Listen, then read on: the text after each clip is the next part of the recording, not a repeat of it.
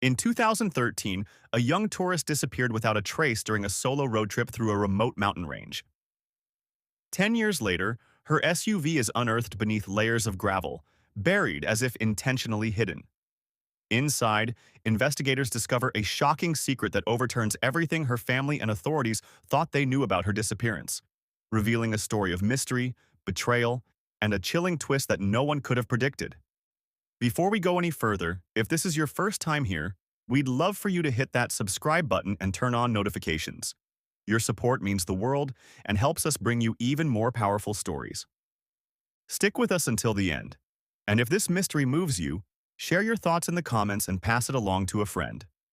In the late light of an October afternoon, Aaliyah Brooks tightened the straps on her backpack, felt the worn leather of her camera case, and breathed in a city that still smelled faintly of coffee and exhaust. She was deliberate about leaving, maps folded, playlists set, a thin journal tucked under her arm. Everything about her trip had been planned like a scene in one of her videos. Quiet shots of sandstone, close-ups of petroglyphs, the slow, golden hour across a canyon rim. She wanted the desert to keep time for her, to slow it down.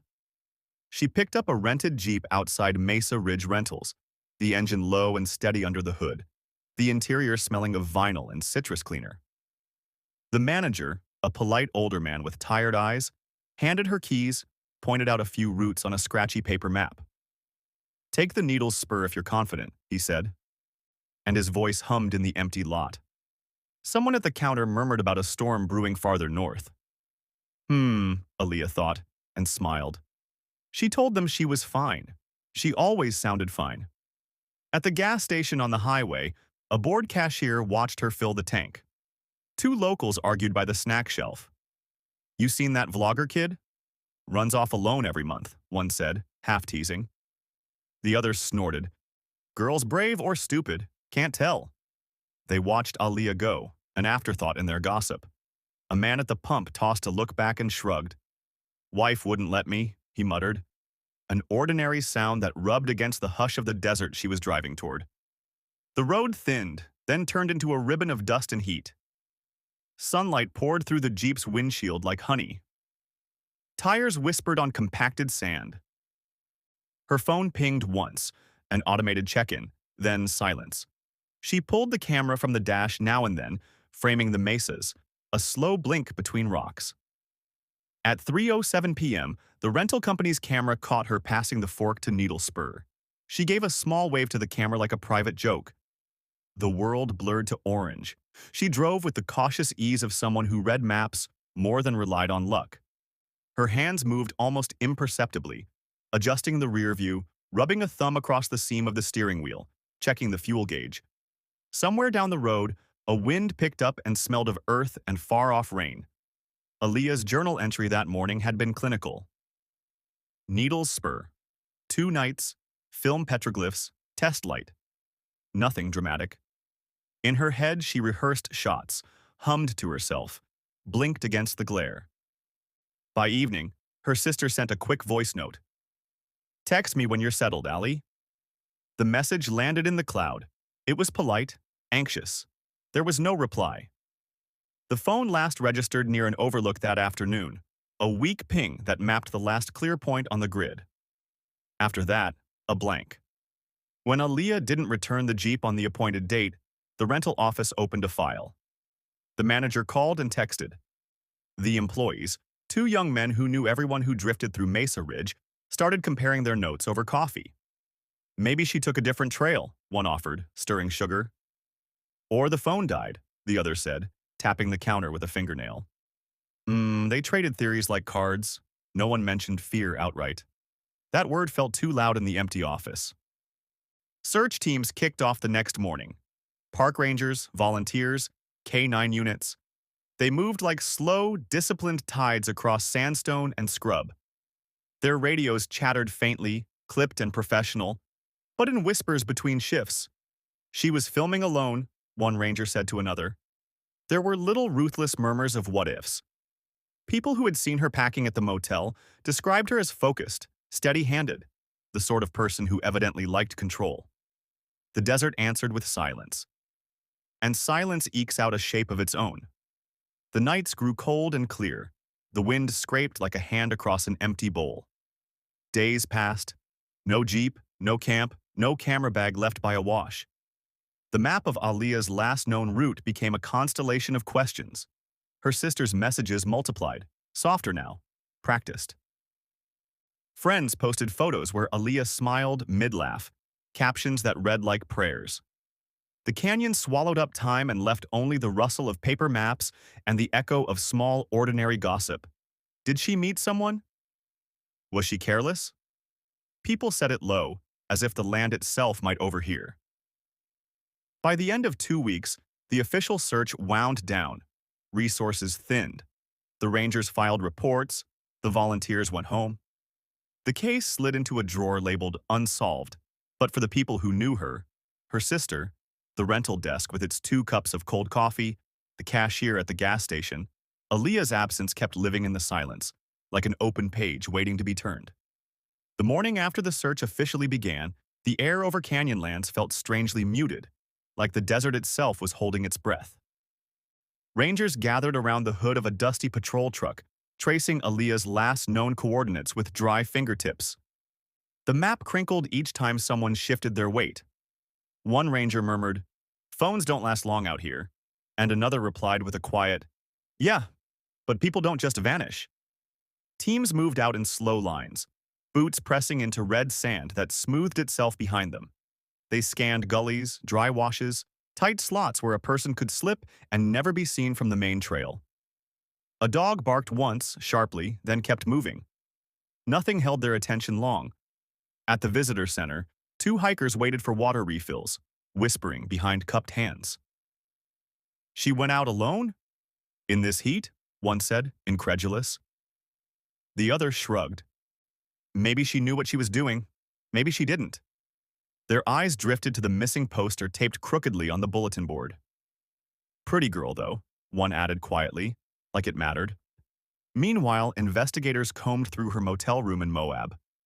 Everything was folded neatly, clothing rolled with precision, chargers coiled like little sleeping snakes, her journal open on the edge of the bed.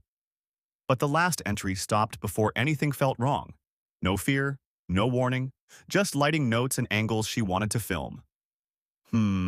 It made the detective at the door shake his head. "She didn't expect anything," he whispered to himself. Her rental paperwork showed nothing unusual. The Jeep had been in perfect condition. The clerk remembered her smile, the way she double-checked her gear. A few employees stood at the counter, trading guesses. "Think she ran out of water?" "Nah, she looked too organized for that." "Then what, man?" No one had an answer that didn't feel too grim to say aloud. The days rolled on, each one stretching longer than the last. Helicopters traced shadow lines over the canyon walls. Rangers called her name into yawning spaces that swallowed the sound. All the signs of search failure appeared. No tire impressions, no dropped belongings, no fire pits, no footprints leading anywhere. By day 8, the conversation shifted. The Rangers didn't say it openly, but their glances said enough. That blend of regret and professional resignation. The desert had a habit of taking people quietly and keeping them. By day 14, the search captain signed the suspension order. The volunteers dispersed. Gear was packed away with a dull finality. The captain removed the map from the hood of the truck, folded it slowly, too slowly, and tucked it under his arm. Alia's sister stood alone near the ranger station, gripping her phone so tightly her knuckles turned pale. A ranger tried offering comfort, but the look in her eyes made him hesitate. She whispered, almost to herself, "She's out there. She has to be," though her voice trembled like someone afraid the desert might contradict her. When the sun dipped behind the mesas, the case officially moved into inactive status. But for the locals who had seen too many disappearances in the canyon's endless labyrinth, the murmurs continued. "She probably wandered off trail. Or someone met her out there. You never know with these solo travelers." The desert answered each whisper with the same steady, merciless quiet. Alia's trail went cold. So cold it began to feel deliberate. The weeks after Alia's disappearance felt heavy, like the air around Mesa Ridge rentals had thickened. The rental shop's lobby, usually echoing with tourist chatter, grew stiff and uneasy. Employees kept glancing at the empty spot on the wall where her paperwork once hung. That little space became a quiet accusation. Investigators returned again and again, asking the same questions but hoping for new answers. The manager, an older man with a habit of rubbing his temples when stressed, repeated the timeline with weary precision. She was calm, organized, polite, didn't seem scared of anything. He said it every time, voice thinning like fabric worn through. But attention eventually drifted to one person. Evan Calder, the employee who gave her the off-road lesson. He leaned against the back counter when detectives approached him, arms crossed, a little too casual. Evan was tall, sunburnt, with that desert lifer look. Calloused hands, a stare that didn't reveal much, a slight smirk that felt rehearsed. His co-workers watched from the corner, whispering, bet they're checking him again. For real, he talks too much to the solo travelers. Yeah, that dude gives free lessons no one asks for. The manager shushed them, but didn't deny it. Even he seemed unsure what to think. Evan told detectives exactly what he'd told them before. Yes, he showed her how to switch to four-wheel drive. Yes, he wrote his number on her map. Company policy, he claimed. Yes, she seemed confident. And no, he had absolutely no contact with her after she drove off. His voice didn't waver, but the detective studying him noticed the way his thumb scraped back and forth across his palm. An anxious habit. A little too fast. Still, nothing about his record stood out. No crimes. No restraining orders. Nothing to pin anything on. So the suspicion just floated around him, never landing. Meanwhile, investigators dug into Aaliyah's life, hoping she'd left a clue somewhere. But her world was painfully ordinary. A job she loved, a tight circle of friends, a sister she called every other night. No enemies, no secret relationships, no hint that she feared anyone. Her notes were all about filming techniques and sunlight angles, nothing more sinister than test a new wide lens shot. The detectives hit wall after wall. Every door opened to more emptiness. Still, gossip grew legs. At a nearby diner, two waitresses stood behind the counter, picking at slices of pie. You heard about that tourist girl? Folks saying she probably got too close to the canyon edge. I don't know. That rental guy, Evan, gives me weird vibes. Girl, he gives everyone weird vibes. At the gas station, the cashier recognized Aaliyah from the missing poster and bit her bottom lip. She was kind, she whispered to a coworker. Didn't look like someone who'd do anything reckless. The coworker replied, kind ones always get the worst luck out here. The desert town took the story and stretched it in every direction. Accident theories, stranger danger scenarios, even myths about hidden canyon caves. Each version felt flimsy, but they filled the silence. Eventually, the sheriff's office released a statement. No evidence of foul play. Search suspended until further leads emerge. Those words stung Aaliyah's sister the most. She knew her sister's caution, knew her rhythm, knew the way Aaliyah double-checked everything from itinerary to water supply. Aaliyah didn't just wander off. She pressed the detective again, voice tight. Something happened to her. Someone knows something. But without evidence, the official stance remained locked in place. The case faded from headlines. Posters yellowed under sun. Locals moved on. Except for one thing. One small detail no one could shake. Evan left the rental company 3 months later. No warning, no goodbye. Just gone. Co-workers watched him load his truck one morning, murmuring, "Dude's running from something." Or running toward something worse. He drove south into New Mexico and disappeared into a new life. Quiet, unremarkable, careful.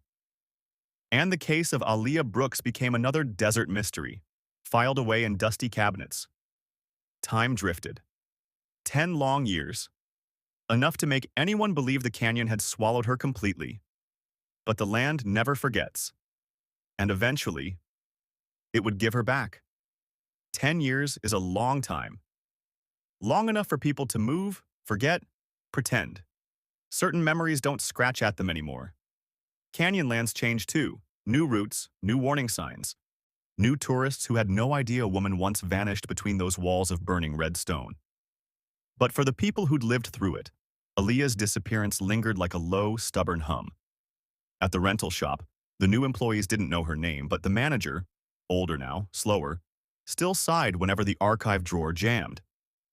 Sometimes he'd mutter, "Brooks, Brooks," under his breath, as if saying her name kept her from slipping out of time completely. Her sister hadn't moved on either. She kept posting tributes every October, soft photos, quiet captions, a candle. Some people commented out of habit, others out of courtesy. But one or two locals always dropped a slightly bitter reminder. Canyon takes who it wants, or shouldn't have gone alone. Meanwhile, far away in New Mexico, Evan Calder had built himself a life so ordinary it almost looked staged.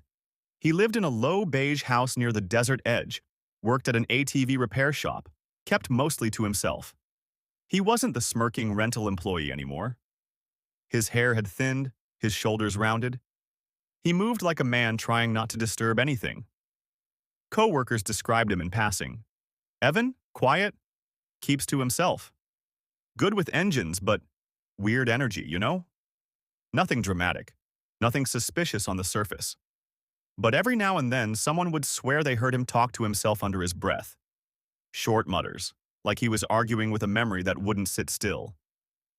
By 2022, Aaliyah's case file sat buried beneath dozens of newer ones. Missing hikers, lost tourists, broken ankles, dehydration rescues. Canyonlands never stopped collecting stories. Hers was just the quietest. And then, gradually, a shift. That fall, the National Park Service approved a project to widen an old maintenance road, a dusty, narrow path carved between two shallow sandstone ridges. Nothing glamorous. Just a routine upgrade crews had been requesting for years. A small construction team rolled out early on a cool September morning. An excavator, a drilling rig, a few utility trucks bouncing over ruts. The men stretched, joked, complained about breakfast burritos. One looked out across the sandstone and muttered, "Feels like something out here's watching." His buddy laughed it off, but not with his whole chest. They marked the drill points, unfurled cables, got to work. The drill bit whirred loudly, kicking up chalky dust in pale clouds. For a while, the work was mindless. Predictable. The kind of noise that numbs your thoughts.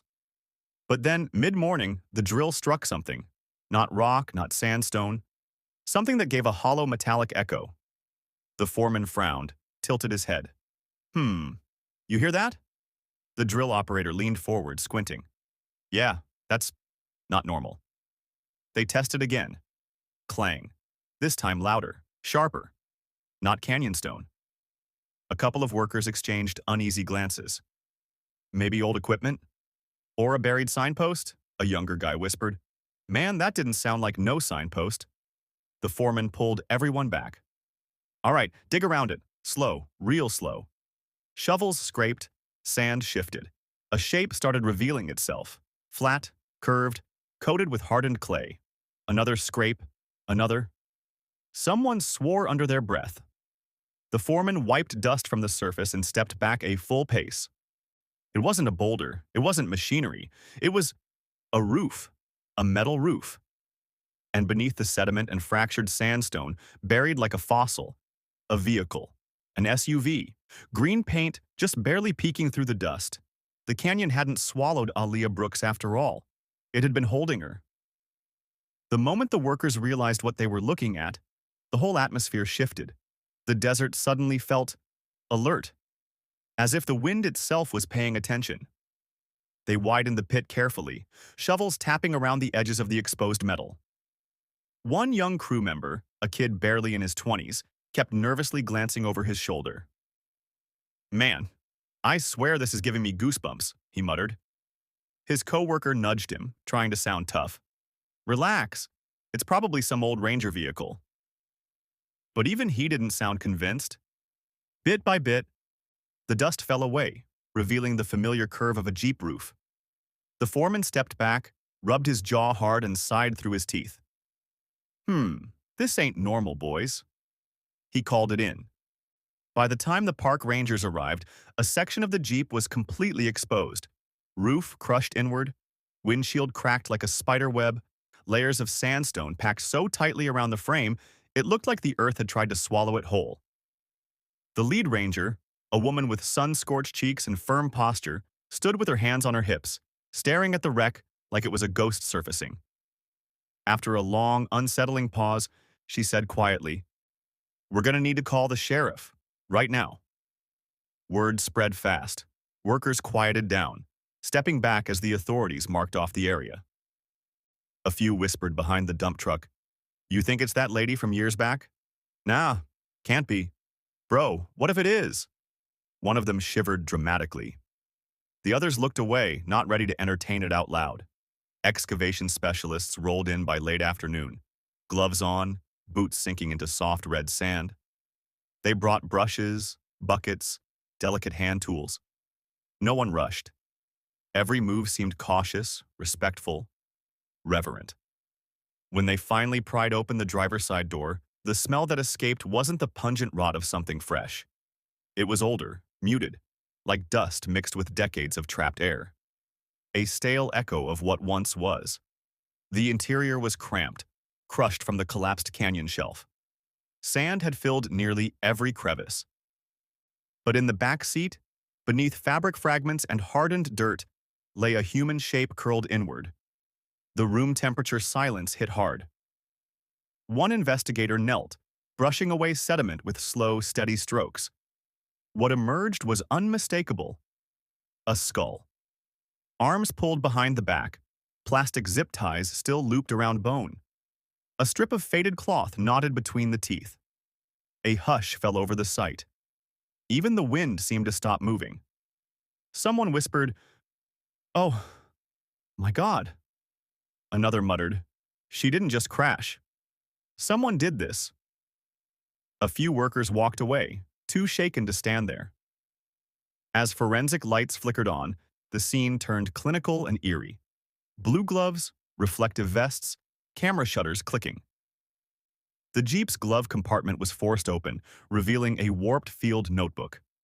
Most pages were ruined, but one scrap remained readable. Evan C., Needles Spur, 3 p.m. The ranger who found it hissed under her breath, "You've got to be kidding me." Investigators also discovered a sandstone chunk in the trunk. Smooth in some places, jagged in others, stained with layers of darkened residue. Later they'd confirm it was blood. Dried. Ancient. Evidence that refused to disappear. Her camera case, warped but intact, sat buried beneath collapsed ceiling debris. Inside, the memory card held nothing new.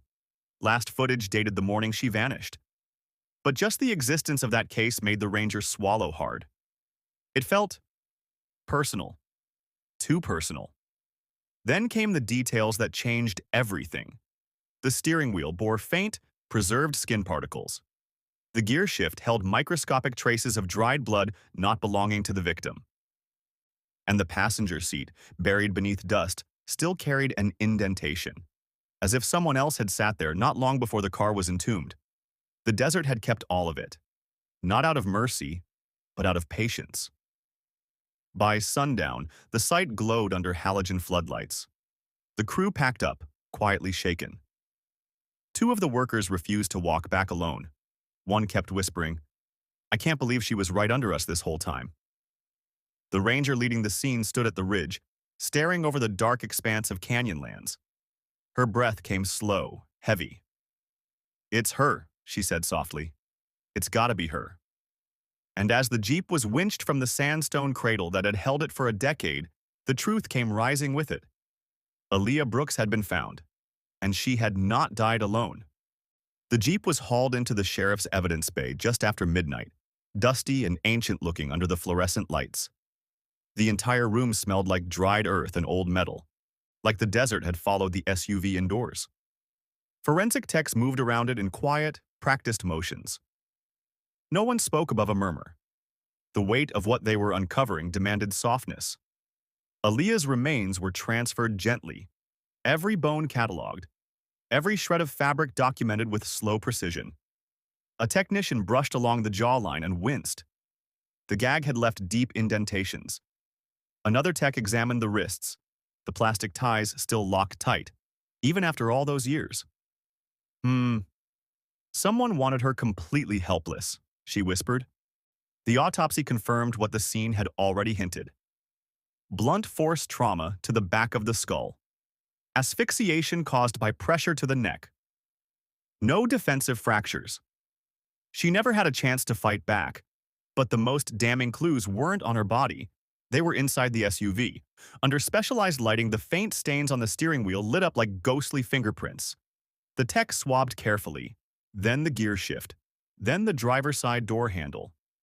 Hours later, the results came back from the portable analyzer. Not Aaliyah's DNA. Male. Unknown profile. The sheriff leaned over the table, exhaling slowly through his nose. "So she wasn't driving when that car went under," he murmured. The room went still. Next came the sandstone chunk found in the trunk. Under the microscope, it revealed thin layered streaks. Dark, almost black. Blood. And below it, small crushed fibers from her jacket. The lab tech shook her head. She was hit with this. It's the same pattern as the skull fracture. Piece by piece, the desert's secret was becoming legible. The field notebook was examined next. Only one line survived the years of compression and dust. Evan C., Needle Spur, 3 p.m. The handwriting was neat, careful. The sheriff read it twice, then once more. Evan Calder. From Mesa Ridge Rentals? One deputy nodded, looking suddenly uncomfortable. Yeah, he left town right after she went missing. That single confirmation felt like a door unlocking. Investigators dug deeper. They compared the preserved tire impressions near the collapse site. Some faint, some overwritten by wind. The computer model predicted two drivers switching seats based on the angles and torque patterns. Aaliyah's height did not match the adjustments found inside the Jeep. And then they found the final nail buried under the center console, a tiny flake of dried skin preserved in the canyon heat. When the DNA profile printed out, one tech whispered, "No way! No way!" Another leaned over her shoulder. "You're kidding? That's him? After all these years?" The sheriff didn't need drama. He just closed his eyes once, slowly, like he'd been expecting this.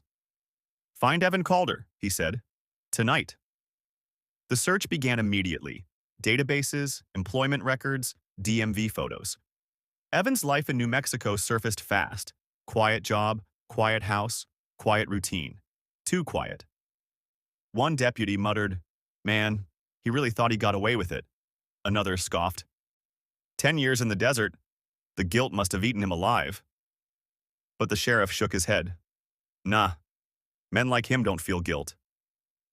He looked back at the Jeep, broken, sand-choked, still carrying the story Evan thought he'd buried forever, and added under his breath, "They just feel safe until they aren't."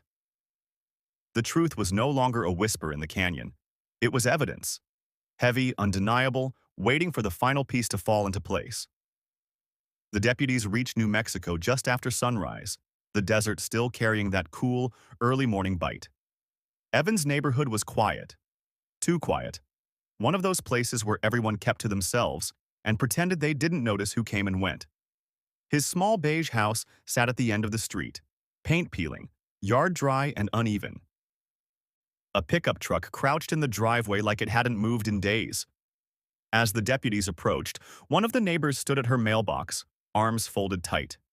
She leaned toward the woman next door and whispered, I told you he was strange." The other nodded, not taking her eyes off the patrol cars. Man never said more than a sentence. Had that look like he was always hiding something. People love being right about their suspicions. The sheriff knocked on Evan's door. No answer. He tried again, harder this time. Behind the thin wood, footsteps shuffled, slow, reluctant, like someone dragging regret behind them. Evan opened the door a crack. He looked older, not just physically, older in the way someone does when they've been carrying a lie too long. His eyes darted from badge to badge, Then out to the street, where neighbors pretended they weren't watching. Evan Calder, the sheriff said evenly. We need to ask you some questions regarding a cold case reopening. Evan swallowed so hard his throat clicked. He tried to play calm. I already talked to the police in Utah years ago. I don't know anything else. But his voice came out too thin, too breathless. The sheriff stepped inside slowly. We found the Jeep, Evan. That one sentence hit like a punch. Evan's shoulders locked. His jaw twitched. A faint tremor passed through his fingers as if someone had tugged a string inside him. He stared at the deputies as though the entire room had tilted. I don't know what you think you found, he muttered. But the sheriff wasn't in the mood for theater. We found her, inside the SUV, under sandstone, bound. Gagged. Each word landed with deliberate weight. We also found DNA, not hers.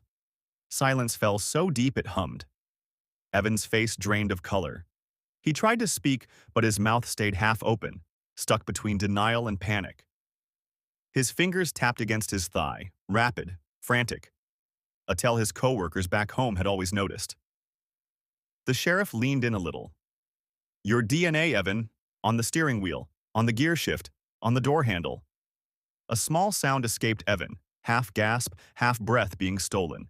He sank onto his couch, elbows on knees, hands pressed to his mouth like he could quiet the truth if he covered it. You can't know that, he whispered. But he already knew they did. One deputy surveyed the room, maps on the table, dusty boots by the door, a folded work shirt stained with something faint. The kind of faint only labs could pull history from. The sheriff slid a photo onto the coffee table. It was the notebook page. Evan C., Needles Spur, 3 p.m. Evan blinked at it, blinked again. His breath hitched, small, broken gulps like someone trying not to drown. She wrote that before you met her, the sheriff said. She trusted you. Outside, two neighbors watched through parted curtains. I knew he had trouble, one whispered. But damn. Not this, the other murmured. Inside the house, Evan's composure cracked like old plaster. His hands shook now, full tremors.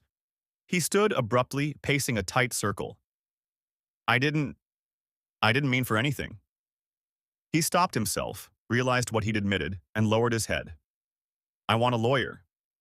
The sheriff nodded. He'd expected that. You'll get one. Minutes later, deputies executed the search warrant.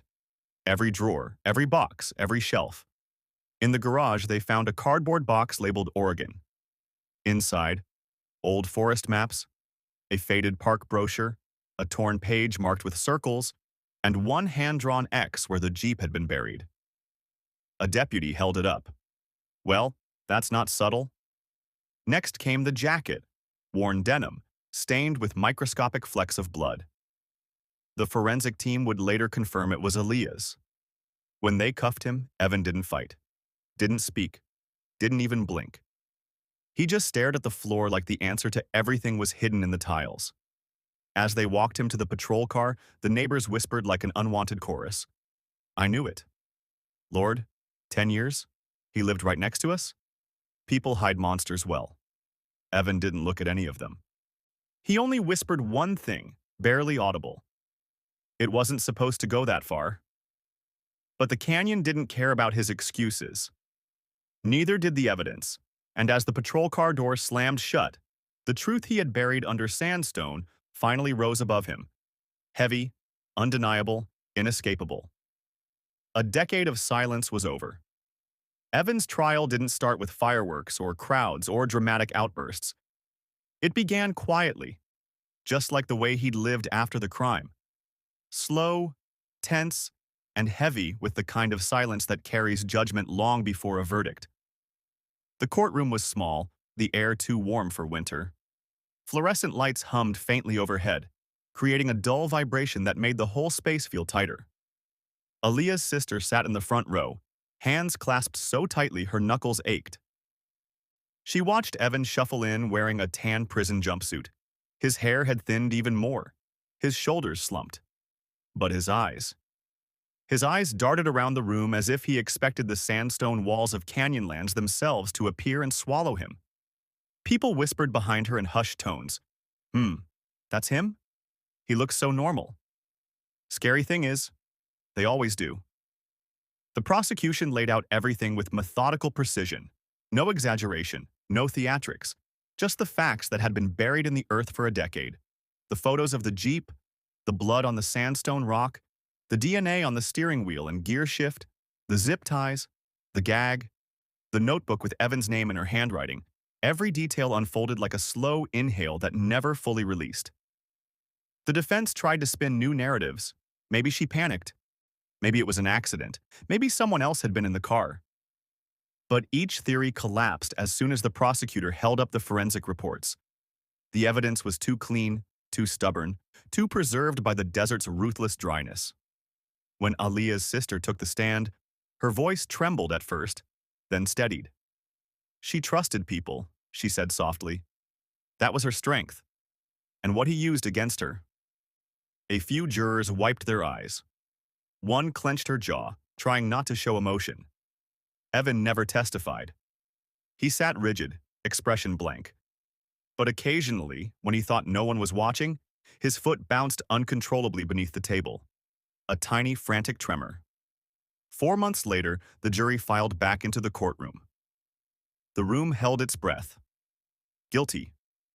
Every count, every charge, without hesitation. Aaliyah's sister exhaled, a long, shaking breath, like she'd been underwater for a decade. Tears rolled, but she sat tall, steady, proud. People behind her whispered, "Justice. Finally. About damn time." Evan looked down at his hands when the judge delivered the sentence. Life imprisonment. No possibility of parole. No reaction. No apology. Just that same blank stare into the floor. Later, as deputies escorted him out, a reporter muttered to another, "Man hid a whole crime for 10 years, but he couldn't outrun a rock and a steering wheel." The other shook his head. Or a canyon with a memory. Because the land never forgot Aaliyah. Months later, her family held a small memorial back in Denver.